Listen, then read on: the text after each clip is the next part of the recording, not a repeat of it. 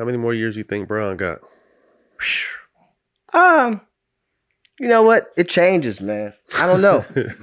I don't know. I mean, honestly, I think you being someone that's close and knowing him the way you do, Yeah. the way you see his body move, the things he has to go through mentally Yeah. now as an older player, like, what is your real thought? I think body-wise, 5. Yeah. Thank you. I said 4, but 5. Yeah. Well, to me, it's mine, though. Yeah. Mind-wise. 10. Yeah. The understanding how to play the game mind-wise, forever. Forever, yeah. Right. Mind-wise as it pertains to frustration or missing his son's games. Yeah, and or just like, man, I done had enough, missing time with his family, with his wife, and just being, because that's the myth, yeah. They've been unbelievable. They've been, unbelievable. Day ones. Yeah, support system. Yeah. At some point, come on, man. It got to be about them. It got to be about them. And I think from that perspective, maybe 2 to 3. From that perspective. And I think, ultimately, like I said, we go through all these things about who the GOAT is and all that. And I don't want to get into that because I just, I've stated my opinion and we all got our opinions. I think every era going to have their opinion, who played against who going to have their opinion and all of that.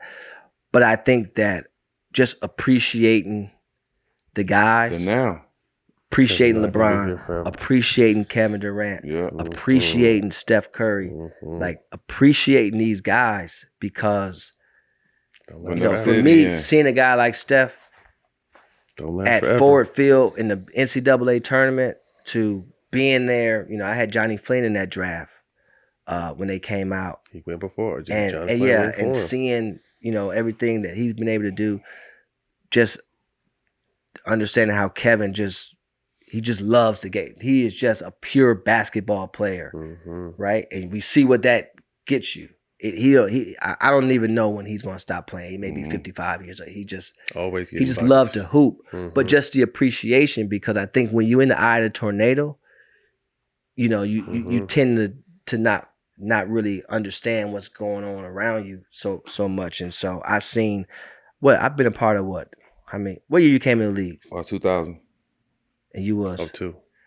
So your rookie year, I was a year in between. So I've been a part of, I was at MJ's last game, right? Yeah. And just that was 2003.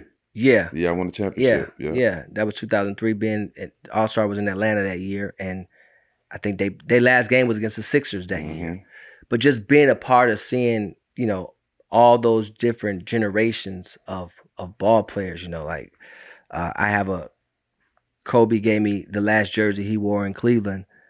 He signed it to me. And he wasn't giving nobody, but I had a relationship with Kobe from that perspective, and just just like you said, AI and T-Mac and just being a Tim and y'all team y'all had in San Antonio, and just being a historian of the game. Even guys before that, the Rod Stricklands, the Abdul Raufs, and the Vern Flemings, and the Ricky Reggie and just all the guys that Ricky Pierce and all these different guys that I remember just watching those Cavaliers teams that we had when they was good. And I played against Damian Wilkins when Gerald played for the Cavs. Craig Elo. And I was at the Soul and Cage Classic. You might have played in Soul and Cage Classic. Did you play in the Soul and Cage Classic? So I watched. I know what you're talking about. But I was at the game when Garnett was on the Michigan All-Stars. It was Garnett. I think it was, at that point, it was Dane Fife, not Duke. It was Dane Fife, Brandon Hughes. They had a squad, and they played against, I want to say they played against, I don't know if it was Earl and them. They had Ronnie Fields. Or they played against Stringer. Michigan All-Stars, was he on that team? I think Mo Taylor was on that team. Mo Taylor was Tractor Trailer. Track might have been on it. I gave that tape to LeBron to watch because he was always talking about teams. But I was at that game. And that game was back then, I think seniors could actually play AAU back then. And Garnett hadn't chose to come out yet. And I remember going to the bathroom and Tarkanian was there. Everybody. D1 coach was there. And I was sitting under the basket and I had these up-tempos around my neck. And he was in the layup line, and KG, he landed and he looked, he was like, damn, bro, what's them? And I was just told him like what, because we had just played in the smaller gym. So we just walked over and it was standing room only. So we had to sit up under the basket. But just going all the way, and then I think the draft was in May or June, whatever it was. And for him to be like, damn, he just got drafted 5. It was just, just to being a historian of the game, like, for me, basketball is me. It's just my life. So that's what make me really, really love it. And I watch, even like right now, I talk to my guys about closing out improperly and things that they like.